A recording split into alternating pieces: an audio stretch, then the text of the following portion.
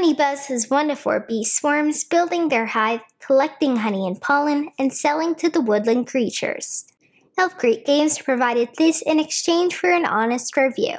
This is the Woodland Board's A side. The B side turns nectar scouting to a memory game with some deduction. The main gameplay is simple. Each turn, place 1 or more worker beeples in one of the hive boxes to take that hive tile or recall all of your workers. All starting hive tiles are in the player colors and arranged to match the drawn configuration card. These cards come in different difficulties, but the one with the star determines the exact setup for your first game. Otherwise, the first player arranges their tiles to match the card, and all other players then set their tiles to the same configuration. To take a hive tile, place 1 of your beeples in that hive box. If a beeple is already in a hive box when you place yours, yes, even if the first was one of your own, you must spend an additional beeple. For example, green was here, so blue had to place 2. Green wished to return here, so they had to place 3. This place is buzzing. After taking a hive tile, add it to your hive in any location following a simple rule. Yellow sides are the only sides that may touch. Once 6 hexes touch, the open area is called an empty cell. Completing a cell allows you to activate all adjacent action icons in whatever order. Each icon may only be activated once, although you may be able to activate a type of action multiple times. Let's look at all of the actions. You start with a single worker beeple. When you choose the new bee box, place a beeple from your supply in the nursery. When you next recall your beeples, this new one joins your hive. Everyone starts with a bit of coin, which is good because it costs 5 just to take a decree tile. Thankfully, activating them doesn't cost anything. Why are these expensive?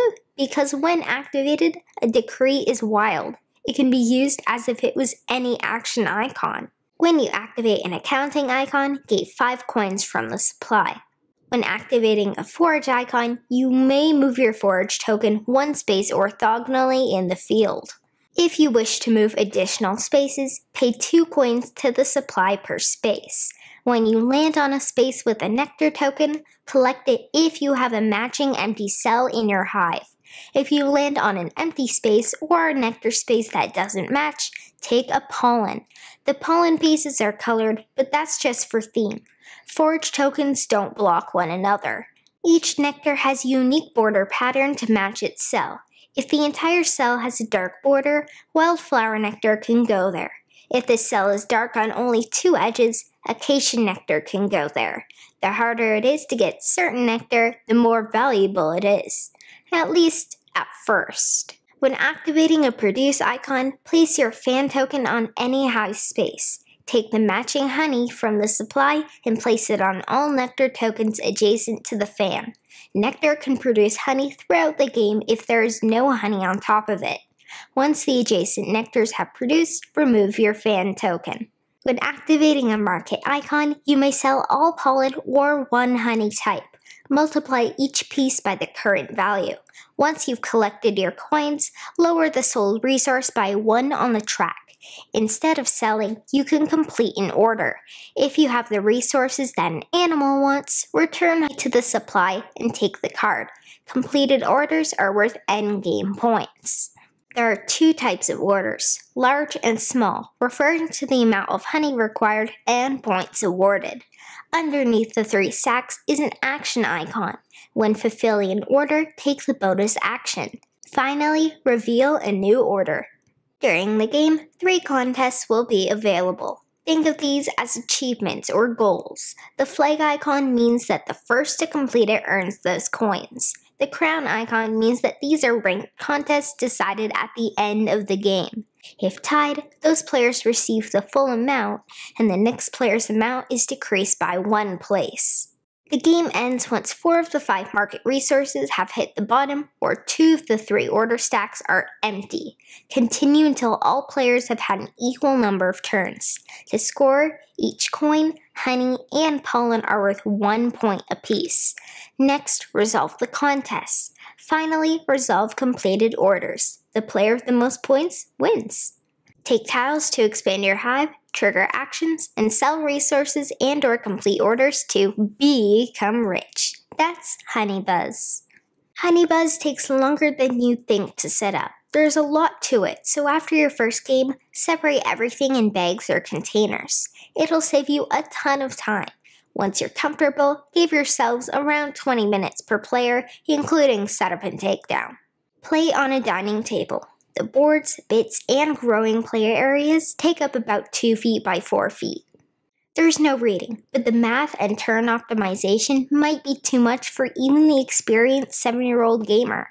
I think 8-year-olds could try with an older player, and they should be fine after a few games. Don't use the Woodland Boards B-side with players under 10. In our 6th game of Honeybuzz, we added the Honeypot expansion.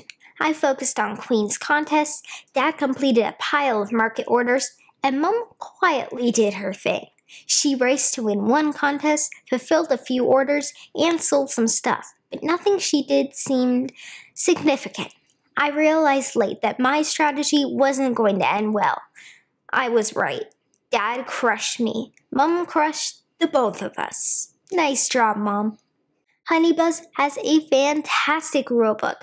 Tons of photos and examples, it's well written, and a great layout. It even has a linen finish. Fancy. The art is adorable. My favorite are the baby bees. So cute. The bits and components are better than many deluxe Kickstarter games, and the graphic design is quite good. There's a lot of yellow, obviously, and it is a bit for me to take in because of my sensory disorder. I like memory games, but the Woodland Boards B-side adds far too much randomness. There is a deduction element up to a point, but with the tile removed, if a nectar you need is taken or you make a slight error because you're focused on other things, it wrecks your entire strategy. If you actually want a game with strategy, stick with the A side. There are numerous paths to points. You'll find plenty of ways to be competitive unless you've rotten luck or use that B side I mentioned. One fun thing to do is track the other player areas. It is public after all. When the time is right, trigger the endgame before they can stop you. There can be a fair amount of downtime late in the game when people are triggering multiple action items and combos. Young kids or those with attention issues could find themselves bored. This game feels longer than its 60-minute playtime. I quite enjoy the solo game. The bots are blocking you, but not enough to be frustrating. With other players, some people might not have fun if they keep getting nectar tokens swiped before they can get there, or have to dump a pile of beeples in a spot because of unfortunate timing. The solo game might be my favorite mode. The modular mini expansion, the Honeypot, adds a new first player marker, plus some cards for solo and multiplayer. The bigger additions are a new solo mechanism that adds randomness, and a storage place in multiplayer where others can pay to take the nectar you stashed, whether you want to keep it or not. It's fine, but I wouldn't go out of my way to get it if you only play one mode. If you enjoy this as a solo and multiplayer game though, maybe check it out. Honeybuzz is a gorgeous worker placement game with a tiling optimization puzzle. It is highly tactical and replayable should you enjoy family games with a bit of nastiness.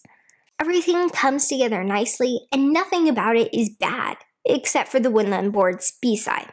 Unfortunately, this doesn't do anything I haven't seen in other games. There are many worker and tile placement games on the market, and I'd rather play the ones we already have. For a little less money, Fantastic Factories gives me an equally good solo experience, and the dice placement adds more decision making. Once you add the Honeypot expansion, Honeybuzz is around the same price as Everdell, which is another adorable worker placement game with tableau building and equally incredible components. If you enjoyed the tile puzzle, the incredible Karuba is the same price and half the time. Calico is an adorable puzzle, the same price, and amazing. Even if it's specifically bees that appeal to you, a new bee game seems to come out every week. I'll review Bee Lives We Will Only Know Summer this spring. It's quite a bit more complicated though.